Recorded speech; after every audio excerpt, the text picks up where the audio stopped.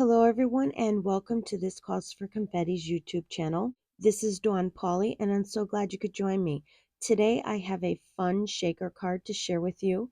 This Calls for Confetti just had a new release recently, and it's been a big hit so far. It's their new Bigfoot collection, and frankly, I just love it. I mean, look at this pattern paper. I love pattern paper. Honestly, if you told me I would ever love to use pattern paper to make cards, I would never have believed you. But I love pattern paper, and this paper does not disappoint.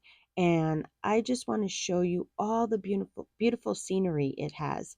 You get 12 different designs and two of each designs, plus you get some solids in there as well.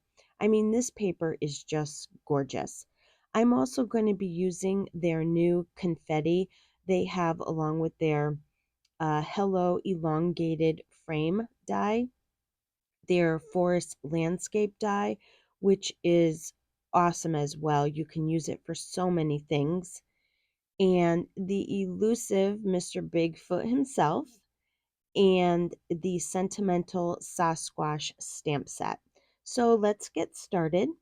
The first thing I'm going to do is pick out the paper that I want to use and then take the elongated frame die and decide what part of the pattern paper I'd like to use for the inside of my shaker card.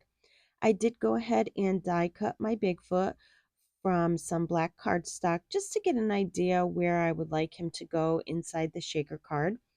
And then when I have the scenery that I want, I'm going to go ahead and tape the die in place, and then I'm going to run it through my die cut machine. As you saw, I already die cut the Bigfoot from some black cardstock. And then I also die cut some of the trees and the grass from black cardstock as well.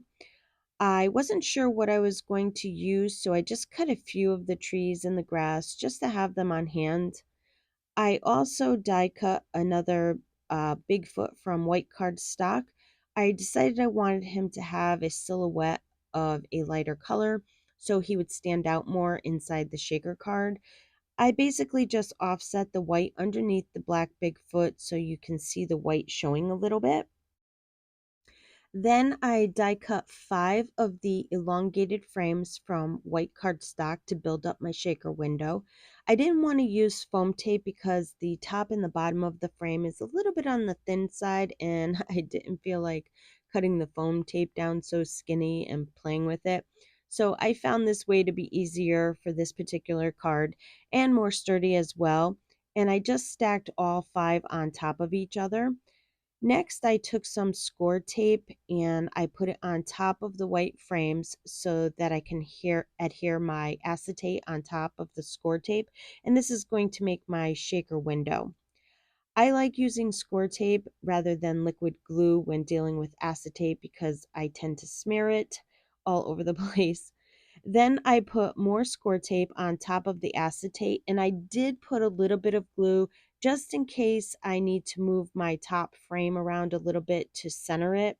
Sometimes it's really hard to move it around when you're using score tape. And then when it lines up, I just go ahead and press it down really good. Okay, now we need to make the inside of the shaker card. And here's a little trick I do. I take the elongated frame die and I lay it on top of an A2 size card base, and I draw the outline of the oval so I know exactly where to put the oval on my card base and see the cover fits over it nicely.